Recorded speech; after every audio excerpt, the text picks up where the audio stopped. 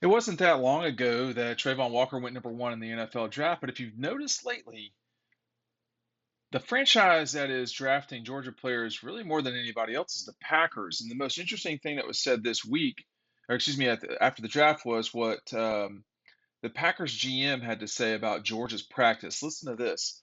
What they're coming from is about as close as you can get to the National Football League. They do such a good job there of training their players. They've been on the big stage. They've been in really big games. Both those guys, talking about the Packers' picks of Georgia players this year, both those guys have played against NFL players their entire career, not only during games, but during practice. So I think that's always extremely helpful for the transition to the National Football League. And I can assure you that practice, I talk about this a lot, and I'm sorry I do, but practice is absolutely critical to everything that you do in sports. It's not different than than work for working. I mean, we just and during work, you're you don't always see the results. Just like in practice, you don't always see the results until there are games. And while there are no games in work, so to speak, there are sales, there's success. You can, if you're a teacher, you can watch your students get better over a year. If you're in sales, obviously, are you converting? Um, there are all sorts of metrics to keep up with. But in the NFL, when you take a look at the players that are getting drafted out of Georgia, over and over again, I hear and I read this discussion about practices at Georgia. That's what led to moments like this. Make sure you're picking up DAWGSTRUCTION. The link is down below. I'm getting low on these copies. I continue to warn you. Make sure if you want it for Father's Day or graduation that you're ordering it pretty much today.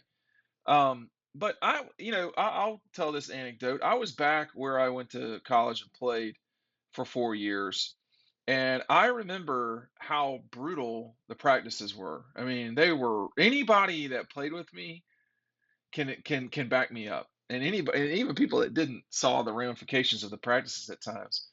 And what practices do, um, in my view, is they hone in on who you are as a team, as a player, whatever. I mean, in our practices, they were rough. They were too rough, but they were rough, and that's who we were. We were a physical bunch.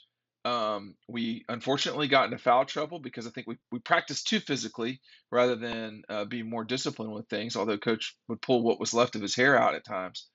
But when you start talking about the league, going and watching practices in college, I mean, it really is important how you practice.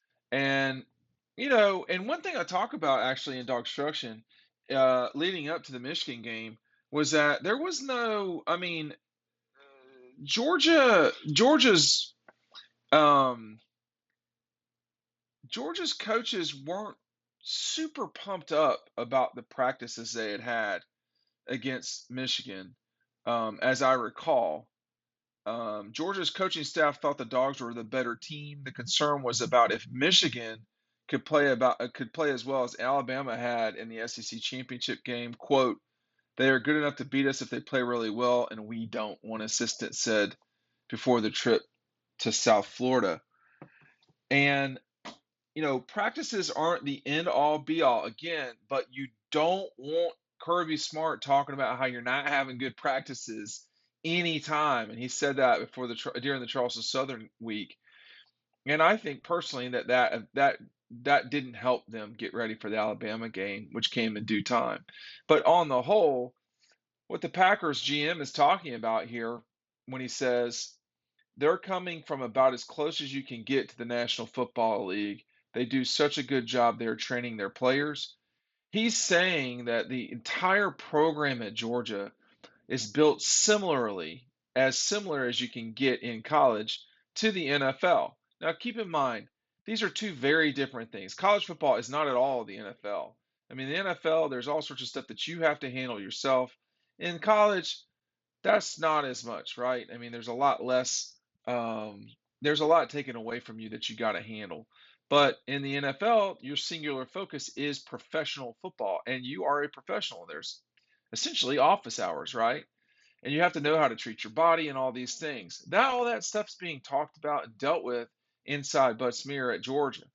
And it's the practices though that are the real proving ground, training ground, whatever you want to call it, hunting ground. Trayvon Walker spent um, 2 of his 3 years, if not the beginning of his first season for sure, going up against first round draft picks in Isaiah Wilson and Andrew Thomas. I mean that's who he went up against literally every single day.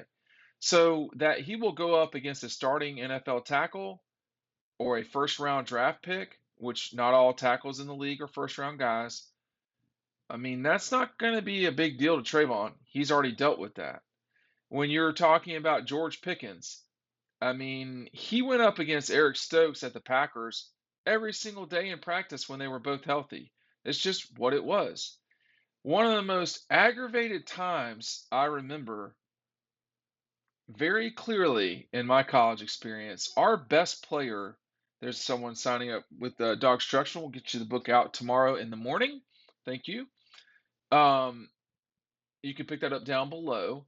One of the most aggravated times I remember very clearly with Dan Schmatzer at Coker was when our best player was out.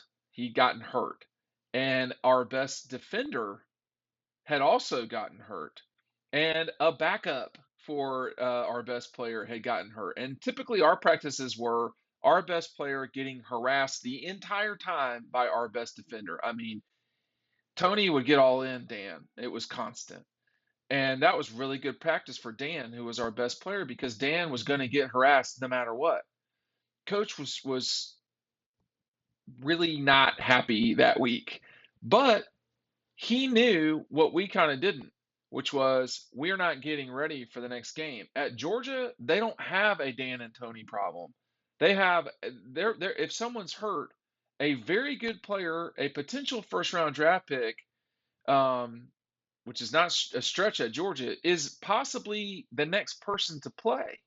Um, so if Trayvon isn't playing a bunch of snaps, you've got Jalen Carter or Jordan Davis or you know Devontae Wyatt, who are also on that defensive line to go up against Warren McClendon and everyone else on the offensive line. Amarius Mims may or may not be a first round draft pick, but he's got the body of one. This is what it is all the time at Georgia. Those practices they're not harder than all of the games, but they're harder than a lot of the games. And honestly, I can tell you right now, you want your practices to be harder than the games. And our practices that I dealt with, they were horrible. They were not fun at all.